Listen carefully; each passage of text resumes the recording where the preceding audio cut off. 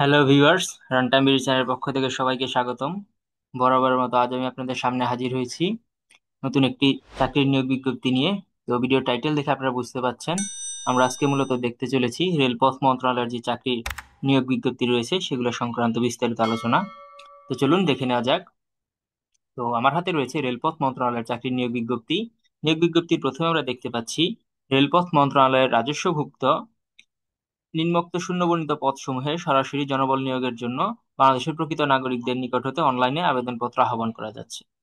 তো প্রথমে যে পদটি রয়েছে সেটি হচ্ছে ষাট মুদ্রাক্ষরিক কাম কম্পিউটার অপারেটর। এর পদ সংখ্যা হচ্ছে একটি এবং এর বেতন গ্রেড হচ্ছে 13তম গ্রেড।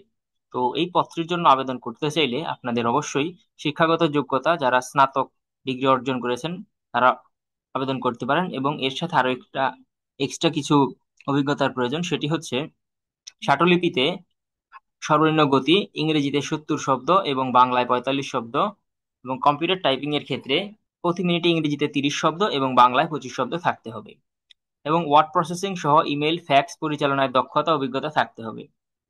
2 নম্বর যে পদটি দেখতে পাচ্ছি সেটি হচ্ছে অফিস সহকারী কাম কম্পিউটার মুদ্রাক্ষরিক।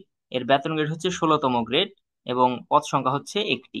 পদটির জন্য শিক্ষাগত যোগ্যতার প্রয়োজন হচ্ছে উচ্চ মাধ্যমিক পরীক্ষা বা এইচএসসি পরীক্ষায় উত্তীর্ণ হতে হবে।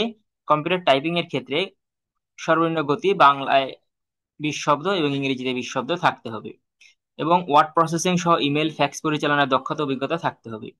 3 নম্বর যে পদটি রয়েছে সেটি হচ্ছে অফিস সহায়ক। এর বেতন গ্রেড হচ্ছে 20তম গ্রেড এবং পদ সংখ্যা হচ্ছে মোট 4টি। তো এই পদটির জন্য আবেদন করতে চাইলে যারা হচ্ছেন সর্বনিম্ন এসএসসি পরীক্ষা উত্তীর্ণ করেছেন বা মাধ্যমিক স্কুল সার্টিফিকেট পরীক্ষা উত্তীর্ণ হয়েছেন তারা এই পদটির জন্য আবেদন করতে পারেন। তো এই ছিল মূলত রেলপথ মন্ত্রণালয়ের চাকরির যে সংক্রান্ত পদগুলো ছিল সেই সংক্রান্ত বিস্তারিত আলোচনা, এবং শিক্ষাগত যোগ্যতা ও অভিজ্ঞতার কি কি প্রয়োজন সেই সংক্রান্ত বিস্তারিত তথ্য আপনাদের সামনে তুলে ধরার চেষ্টা করলাম।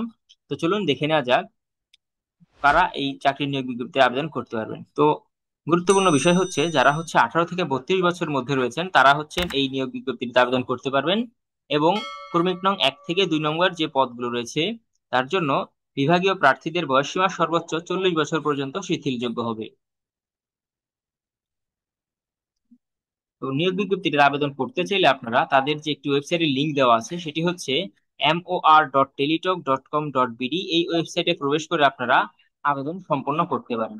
তো আবেদনপত্রটি জমাদান শুরু হবে মূলত 18/6/2025 সকাল 10 ঘটিকায়, এবং আবেদনপত্র জমাদানের শেষ তারিখ হচ্ছে 17/7/2025 বিকেল 5 ঘটিকায়। তো এই সময়ের মধ্যে আপনারা আবেদন সম্পন্ন করে নিতে পারেন। তো আবেদন করতে চাইলে আরো একটি গুরুত্বপূর্ণ বিষয় হচ্ছে যখন আপনারা ছবি আপলোড করবেন বা আপনাদের স্বাক্ষর আপলোড করবেন তার সাইজ কতটুকু হবে তা ওইদিকে দেওয়া আছে, আপনারা একটু ভিডিওটি পজ করে দেখে নিতে পারেন। 1 থেকে 3 নম্বর যে পদগুলো ছিল তার জন্য তারা কিছু পরীক্ষার ফি নির্ধারণ করে দিয়েছে, সেগুলো হচ্ছে বেতন গ্রেড অনুযায়ী। তো আমরা দেখতে পাচ্ছি এদিকে যে ক্রমিক নাম্বার 1 এবং ক্রমিক নাম্বার 2 এর জন্য পরীক্ষার ফি হচ্ছে টেলিটক সার্ভিস চার্জ সহ 112 টাকা, এবং ক্রমিক নাম্বার 3 এর জন্য টেলিটক সার্ভিস চার্জ সহ সর্বমোট 56 টাকা আপনাদের অনূর্ধ্ব 72 ঘন্টার মধ্যে জমা দিতে হবে। আপনাদের সম্পন্ন হয়ে গেলে বা কিভাবে টাকা পাঠাতে পারেন তাদের একটি এসএমএস এর ডেমো দিকে দেওয়া আছে, আপনারা চাইলে দেখে নিতে পারেন, অথবা আপনাদের টাকা পাঠানোর ক্ষেত্রেও মোবাইলে এসএমএস অনুসরণ করতে পারেন। তারাই একটা এসএমএস দিয়ে দিবে যে কিভাবে আপনারা আবেদন করতে পারবেন। সে আবেদন পত্রের নিচেও এই ইনস্ট্রাকশন গুলো থাকে, সেটা একটু দেখে নিতে পারেন।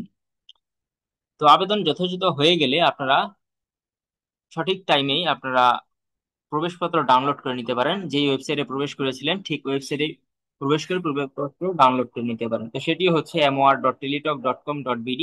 এই ওয়েবসাইটে আপনারা প্রবেশপত্র পেয়ে যাবেন।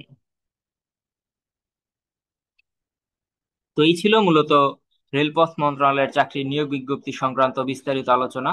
তো যদি আপনাদের এই ভিডিওটি ভালো লেগে থাকে তাহলে ভিডিওটিতে একটি লাইক দিয়ে রাখতে পারেন। এই চ্যানেলে মূলত নিয়োগ বিজ্ঞপ্তি সংক্রান্ত খবরাখবর প্রকাশিত করা হয়। তো যদি আপনারা নিয়োগ বিজ্ঞপ্তি সংক্রান্ত খবরাখবর পেতে চান তাহলে চ্যানেলটিকে সাবস্ক্রাইব করে রাখতে পারেন।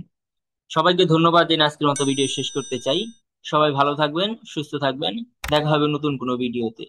ধন্যবাদ।